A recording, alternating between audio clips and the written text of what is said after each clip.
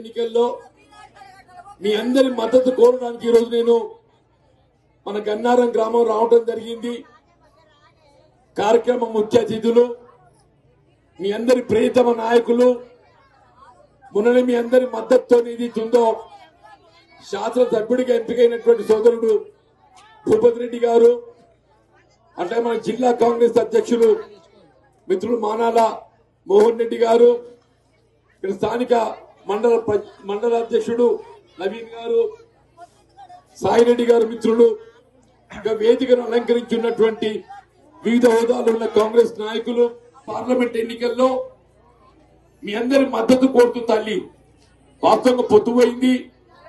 మన భూపతి రెడ్డి అనేది ఉందో రాష్ట్రంలో కాంగ్రెస్ ప్రభుత్వం ఏర్పడ్డ తదుపరి వీళ్ళ మిత్రుడు రేవంత్ రెడ్డి గారు ముఖ్యమంత్రిగా బాధ్యతలు చేపట్టి ముఖ్యంగా మహిళా సంక్షేమం కొరకు ఏమేమి కార్యక్రమాలు అమలు చేస్తున్నా చెప్పడం జరిగిందమ్మా.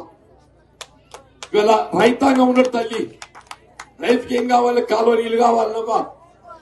మనకేమైపోయింది, అన్ని ఉన్న అల్లు నోట్ల శని అన్నట్టు ఏదైతున్నదో ఆనాడు ఉమ్మడి రాష్ట్రంలో కాంగ్రెస్ ప్రభుత్వం అధికారంలో ఉండగా ప్రాణహిత చేవెళ్ల ప్రాజెక్టు అంతర్భాగంగా 21 ప్యాకేజ్ మంచిప రిజర్వాయర్ ఏదైతుందో 80% పూర్తయిందా. దాన్ని యథావిధిగా అమలు చేస్తే ఏదైతుందో నీళ్ళొచ్చే అవకాశం ఉంది. కానీ ఏదైతుందో రీడిజైనింగ్ అనే నెపంతో ఏదైతుందో 10 సంవత్సరాలు కాలయాపన చేసిందమ్మా. ఏడాది లోపల ప్రాజెక్ట్ పూర్తవుతుంది. నిజంగానే గత ప్రభుత్వం చిత్తశుద్ధి ఉన్నట్టయితే 9 ఏళ్ల కింద పూర్తయ్యేదమ్మా. వాళ్ళకి ఏదైతుందో ఎంతవరకు వాళ్ళ కమిషన్ భాగవతం తప్ప రైతాంగం యొక్క సంక్షేమం పట్టి లేదు. మరి ప్రాజెక్ట్ పూర్తి చేయాలి ఆలోచన ఉండదు లేదు. మీరు ఆలోచించిండ్రు ప్రాజెక్టు పూర్తి కావాలంటే భూపతి రెడ్డి గారిని ఎమ్మెల్యే గెలిపిస్తేనే ఈ మంచి ప్రాజెక్ట్ పూర్తి చేస్తాడు, మన కాలనీలు వస్తాయి తల్లి. అందుకే వీళ్ళ కాంగ్రెస్ ప్రభుత్వం వచ్చింది.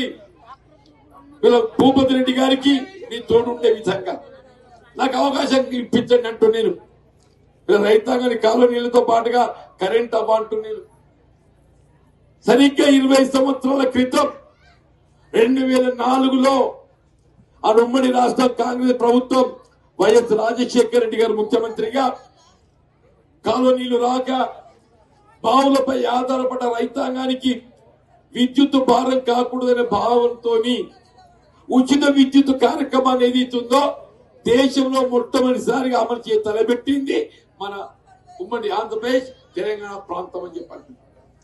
నేను అడగదలుచుకున్నా, వీళ్ళ కాంగ్రెస్ పాలిత రాష్ట్రాలు మినహా తెలంగాణ రాష్ట్రం మినహా ఎక్కడైనా భాజపా పాలిత రాష్ట్రాలు రైతాంగానికి వ్యవసాయ రంగాన ఉచితంగా విద్యుత్ ఇస్తుందా? కేవలం కాంగ్రెస్ పార్టీ ఇస్తుందవ్వా.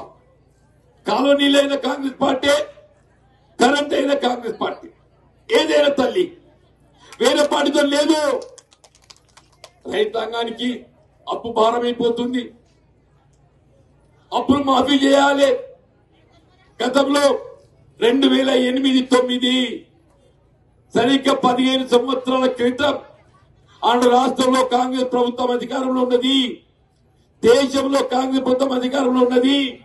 ₹1,00,000 వరకు రైతు చెల్లించే అప్పు ఏక మొత్తంగా మాఫీ చేసిన ఘనత కాంగ్రెస్ పార్టీ. అబ్బా మా రైతు గుర్తు తెచ్చుకోండి అంటూ నేను 10 ఏళ్ళు గడిచిందే. భాజపా నరేంద్ర మోడీ ప్రధానమంత్రి, మరి కాంగ్రెస్ చేసిందే 1,00,000, నువ్వేమైనా చేసినావు? అదే రైతాంగ అప్పు మాఫీ చేయాలంటే రైతులకు అప్పు మాఫీ చేస్తే సోమరిపోతాయి. అదే అంబానీ అదాని లాంటి బడా వ్యాపారవేత్తలకు 1,00,000 కోట్లు తల్లి, 1,00,000 కోట్లు ఎన్పిఏ అకౌంట్ అనే నెపంతో వాళ్ళ మాఫీ చేస్తారు. సోమరిపోతులు కారమ్మా. కాంగ్రెస్ పార్టీ తల్లి మీ అందరి యొక్క మద్దతుతోని దేవుని దయ రేపు జాతీయ స్థాయిలో కాంగ్రెస్ ప్రభుత్వం అధికారానికి వస్తే ఇండియా కూటమి ఏక మొత్తంగా ₹2,00,000 మాఫీ చేయబోతుందట. లేని పక్షంలో తెలంగాణ రాష్ట్రంలో కాంగ్రెస్ పార్టీ పెద్ద రేవంత్ రెడ్డి గారు ముఖ్యమంత్రిగా రేపు ఆగస్టు 15 నాటికి రేపు ఖరీఫ్ పంటకు ఏదైతుందో రైతు చెల్లించాల్సిన అప్పు చెల్లించవలసిన అవసరం లేకుండా ప్రభుత్వమే బ్యాంకు పూచీకత్తుగా ఉండి రుణం మాఫీ చేసి మీ కొత్త రుణం ఇప్పించే బాధ్యత కాంగ్రెస్ పార్టీ. ఆలోచించండి. మీరు కిసాన్ కి ఆమ్దాని దో గునా కరుంగా అనడమా? కిసాన్ కి ఆమ్దాని దో గునా కరుంగా అంటే రైతు ఆదాయం రెట్టింపు చేస్తాను. రైతు ఆదాయం రెట్టింపు కాదు తల్లి, పెట్టుబడి రెట్టింపైంది. పెట్టుబడి రసాయనిక ఎరువుల ధరలు పెరిగినాయి, కాంప్లెక్స్ డబుల్ అయింది, రెట్టింపు పొటాష్ డబుల్ అయింది, డిఏపి డబుల్ అయింది, సూపర్ డబుల్ అయింది, యూరియా 50 కిలోలు సంచి 5 కిలోలు కోసి 45 కిలోలు చేసి దొంగ దెబ్బ తీసి. నిజమా అబద్ధమే? ఆలోచించండి. నేను చెప్పట్టు అనేది అబద్ధం ఉందేమన్నా? పురుగు మందుల ధరలు పెరిగినాయి, పెట్రోల్ డీజిల్ పెరిగింది. రైతు దున్నుకం ఎట్లా చేస్తావా? ట్రాక్టర్ తోని. ట్రాక్టర్ నూనె ఏం పోయాలి? డీజిల్ పోయాలి. 2014 డీజిల్ ఎంత ఉండే? 50 రూపాయలు లీటర్ ఉండే. పెట్రోల్ డీజిల్ కు ముడిసరికి ఏంటి? Crude oil. క్రూడ్ ఆయిల్ ఆనాడు ఏది ఇస్తుందో అంతర్జాతీయ మార్కెట్ లో $105 బ్యారెల్ ఉండే. ధర తగ్గిందమ్మా, $70 బ్యారెల్ అయింది. డీజిల్ ధర తగ్గదమ్మా, రెట్టింపైంది. ఎందుకైంది? మోడీ గారు ఏది ఇస్తుందో భాజపా ప్రభుత్వము ఆయిల్ కంపెనీలకు లాభాలు ఓనకూర్చడానికి అని చెప్పంటున్నాం. 70,000 కోట్ల ఆదాయాలు తగ్గి అని చెప్పారు. దయచేసి ఆలోచించండి. రైతాంగానికి వరి ధాన్యం గిట్టుబాటు కావటం లేదు, 500 రూపాయల బోనస్ చెప్తున్నాను తల్లి. ఇది ఆలోచన చేయండి అబ్బా అంటూ నేను మన ఆడబిడ్డల తల్లి. నేను షేర్ పని, శెల్క పని, గుట్ట పని పెట్టింది ఎవరబ్బా? కాంగ్రెస్ పార్టీ సోనియమ్మ తల్లి. ఇంటి పట్టు నుండి బీడీలు చేస్తారబ్బా. బీడీలు చేసిన పెన్షన్ రావాలి, రావద్దా? నేను 2014 కట్అఫ్ డేట్ అని పెట్టిందమ్మా. కట్అఫ్ డేట్ తో ఏమైతుంది? కొంతమంది పెన్షన్ వస్తుంది, కొంతమందికి వస్తలేదు. కానీ కాంగ్రెస్ అట్లా కాదమ్మా. కాంగ్రెస్ అట్లా కాదు. బీడీలు చేసే ఆడబిడ్డ ఎవరైనా కానీ అని చెప్పంటూ నేను మీకు ఇప్పుడు అమలవుతున్న 2,000 తోడు ఇంకా 2,000 కలిపి 4,000 పెన్షన్ తల్లి, 4,000 పెన్షన్ చెప్పండి. ఇది కాంగ్రెస్ పార్టీ ఆలోచన విధానం అంటూ నేను. మన నిరుద్యోగ యువత స్థానికంగా ఉపాధి లభించగలుగుతుందో దేశం మస్కర్ దుబాయ్ పోతుంది.